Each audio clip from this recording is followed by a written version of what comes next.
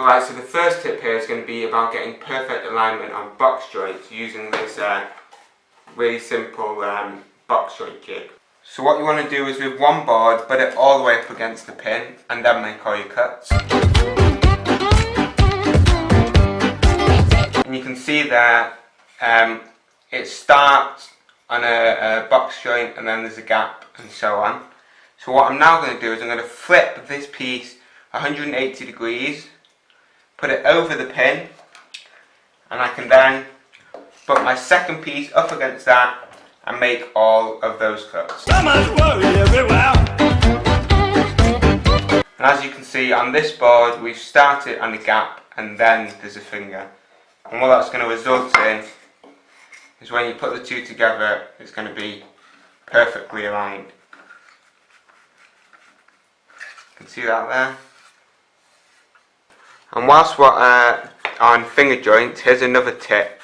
So I just put a bead of glue across the top of the fingers, and then I'll use a backer board or a test piece just to get the glue in between the fingers there. And there you go, that's a really good way of making sure you've got glue in all the joints, and then I can just go ahead and glue that up. You might notice that I always like to leave the fingers protruding on my box joints, and the reason I do this is because if you've cut a dado or a rabbit in your board, you're going to get gaps in the fingers, and rather than cutting a special piece of wood that's that precise size to fill in all those gaps, what I do is I take a used or broken hacksaw blade. I always keep them instead of chucking them out.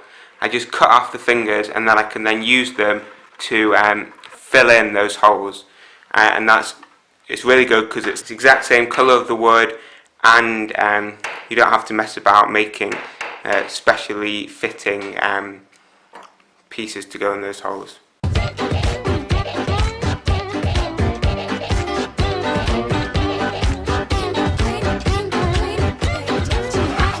Let's say for the sake of example I wanted to drill 2 holes in this wall here. I find if I go straight in there with the hammer mode, bits of the wall either crack or split out, or the bit wanders. So you can see it's wandered slightly to the left, off of where I wanted my hole. So what I do is I flick it onto the screw section.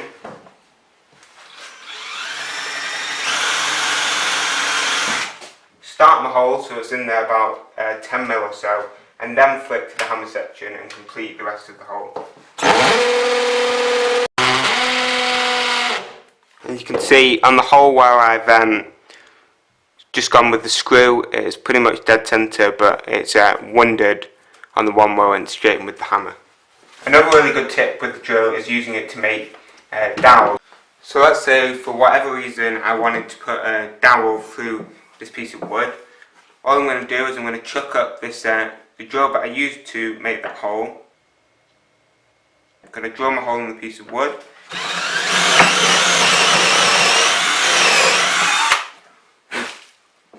Take my piece, chuck it up in a vise. Then I can just take a piece of wood that's roughly cut to that size and then just drill through this hole.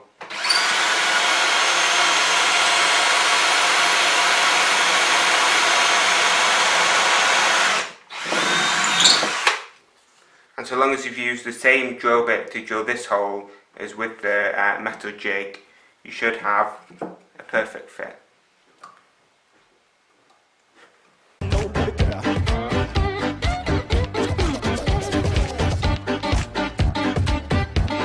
If you ever break a pilot drill bit, instead of getting rid of it, what I like to do is I like to keep them, and then I'll grind one end to a point.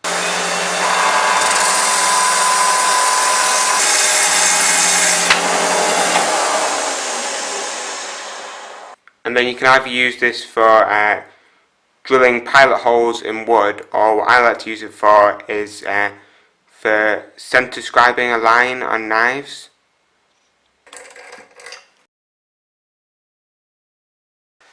The lids on these glue bottles are shit.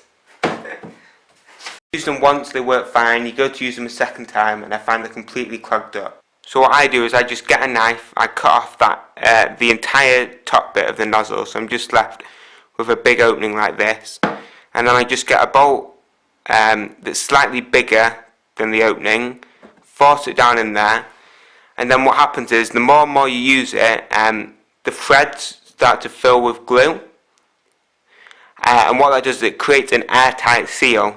You can see here, no air comes out the top, but it's still super easy to remove. Use your glue, shove it back in, you're done.